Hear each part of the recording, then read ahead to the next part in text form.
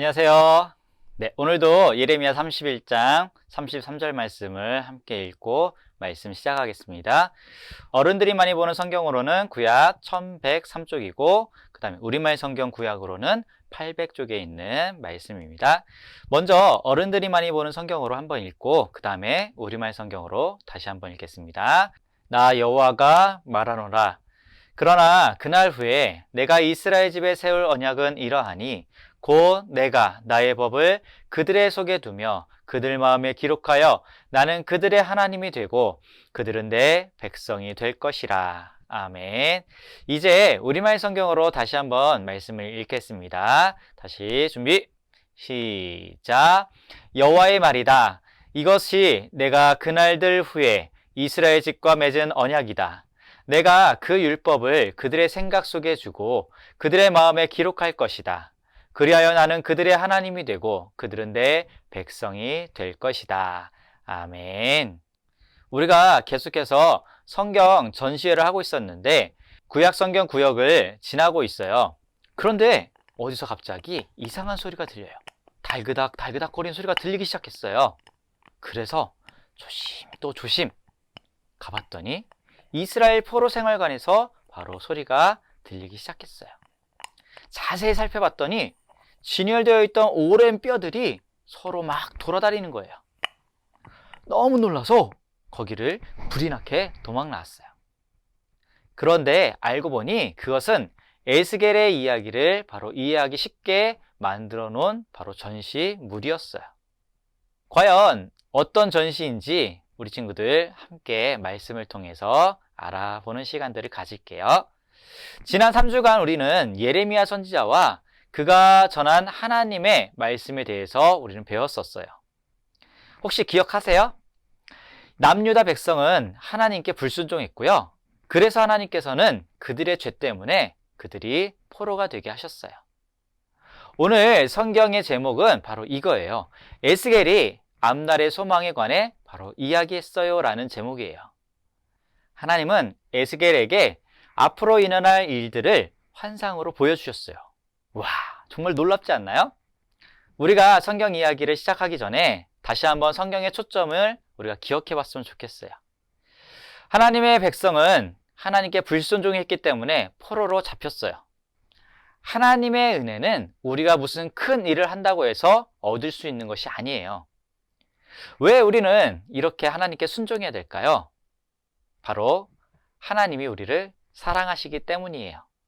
오늘의 성경 이야기는 하나님이 우리를 향한 하나님의 약속을 생각나게 해주세요. 우리가 하나님께 순종하는 것은 하나님이 우리를 사랑하시기 때문이에요.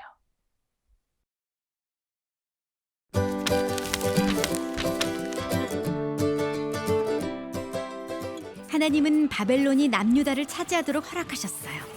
수많은 하나님의 백성이 노예로 잡혀갔고 에스겔 선지자도 바벨론에 있었어요. 하나님은 에스겔에게 앞날에 대한 환상을 보여주셨어요. 환상이란 깨어있는데도 꿈꾸는 것 같이 무언가 보이는 것을 말해요. 환상 속에서 하나님은 오래되고 마른 뼈로 가득 찬 골짜기로 에스겔을 데려가셨어요. 하나님이 에스겔에게 물으셨어요. 이 뼈들이 살아날 수 있겠느냐? 에스겔이 대답했어요.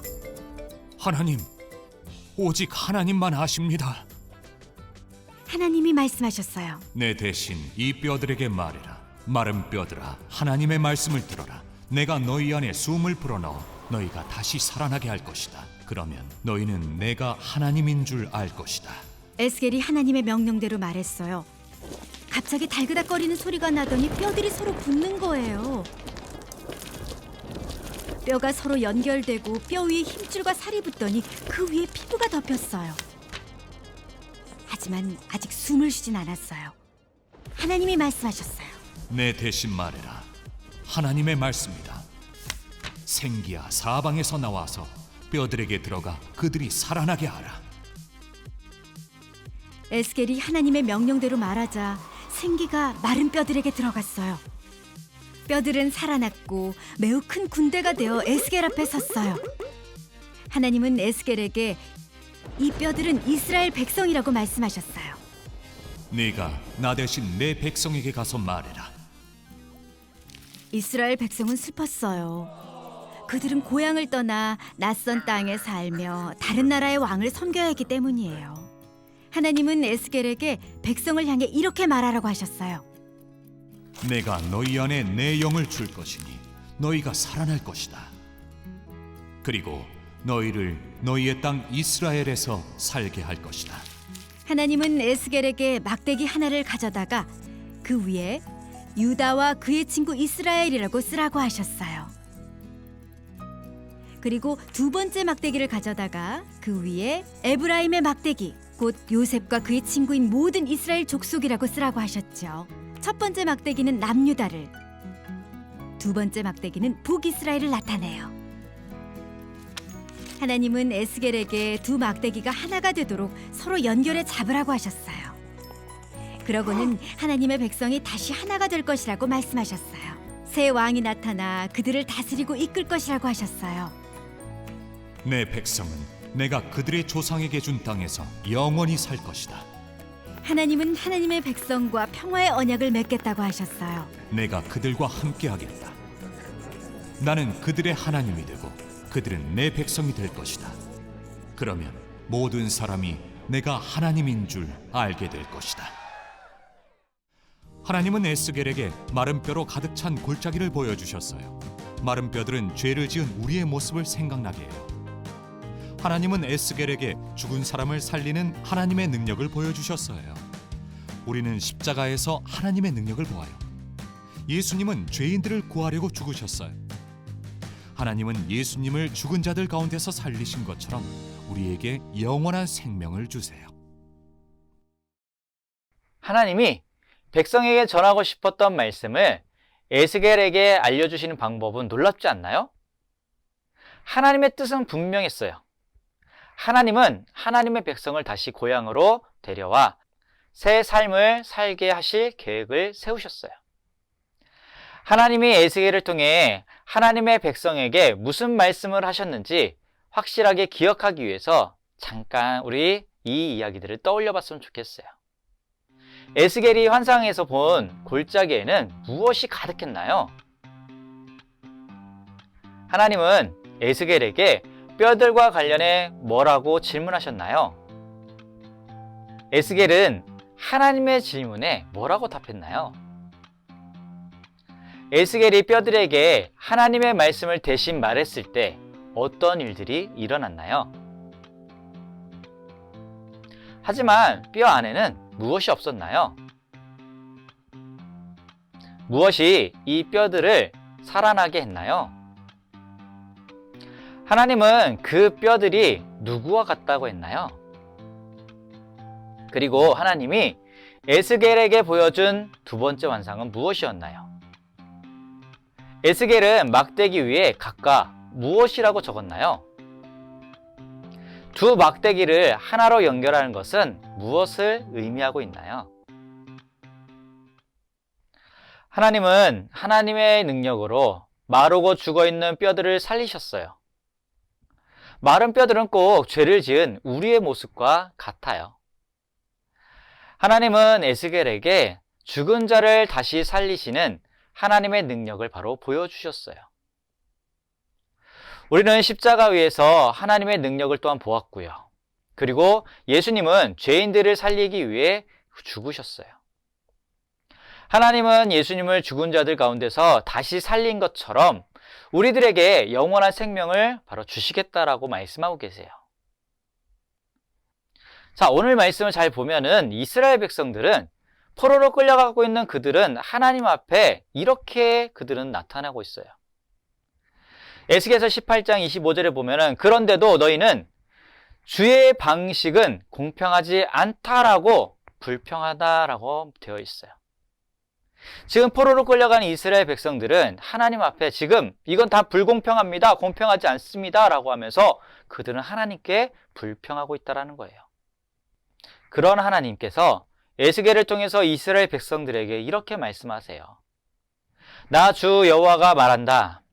나는 누구든지 죽은 것을 즐거워하지 않는다. 회개하여라. 그러면 살 수 있다라고 바로 말씀하세요. 지금 공평하지 않다라고 원망과 불평하고 있는 이스라엘 백성들을 향해 하나님은 그 누구도 나는 죽는 것을 기뻐하지 않는다.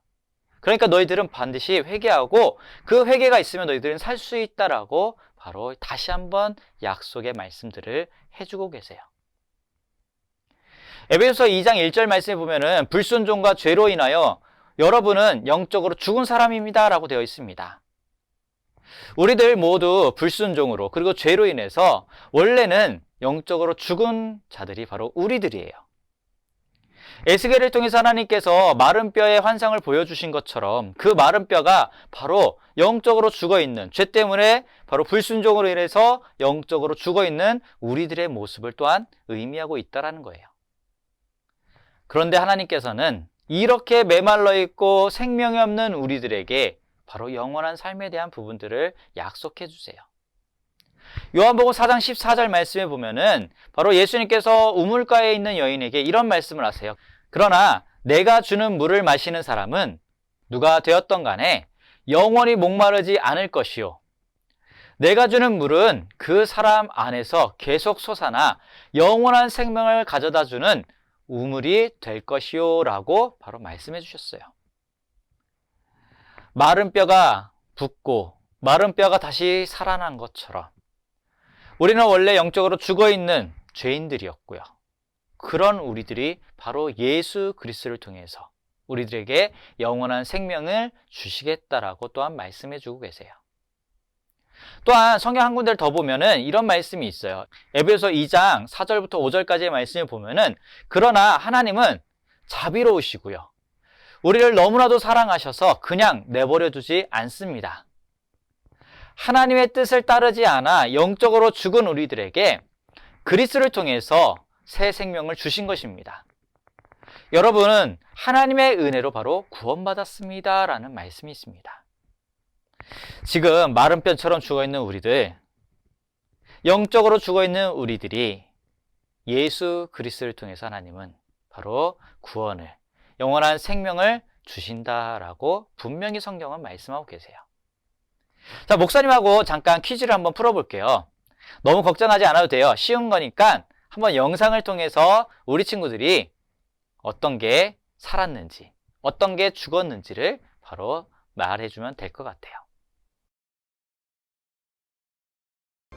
살았니 죽었니 게임 시간입니다. 살았니 죽었니 간단한 게임입니다.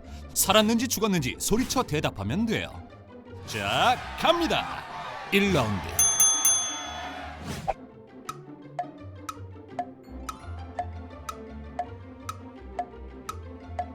살았다.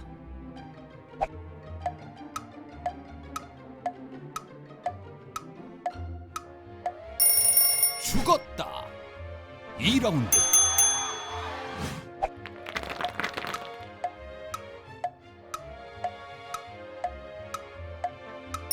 죽었다.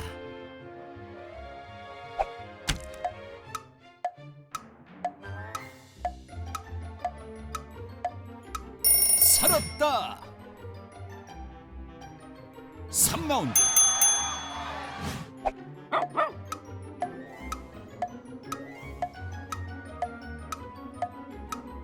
살았다.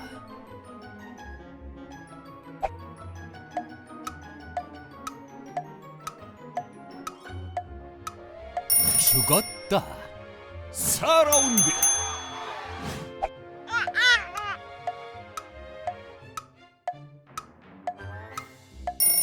살았다.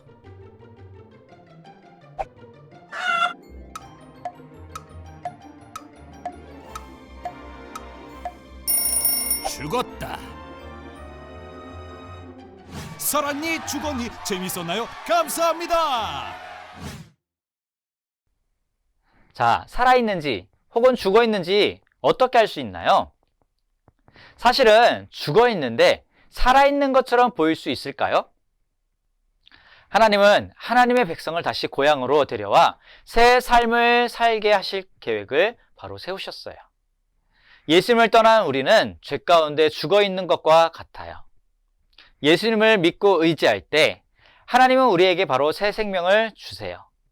마치 마른 뼈들이 살아있는 것처럼 말이에요. 한 분이 이런 말씀을 하세요. 예수님은 나쁜 사람을 착하게 만드시는 것이 아니다. 바로 죽은 사람을 살리는 것이다 라고 말씀하고 계세요. 자, 우리 친구들도 예수님을 왜 믿는지 우리가 다시 한번 생각해 봤으면 좋겠어요. 죽을 수밖에 없는 우리들을 살리시기 위해 바로 예수님이 이 땅에 오셨습니다. 우리는 이 좋은 소식을 우리만 알고 있는 것이 아니라 다른 사람들에게, 또한 친구들에게, 또한 부모님들에게도 전하는 우리 믿음의 친구들이 됐으면 좋겠습니다. 한 주간 잘 보내고 우리 부모님과 함께 가정에서 해야 될 활동들을 한번 함께 하는 시간들을 꼭 가졌으면 좋겠습니다. 감사합니다.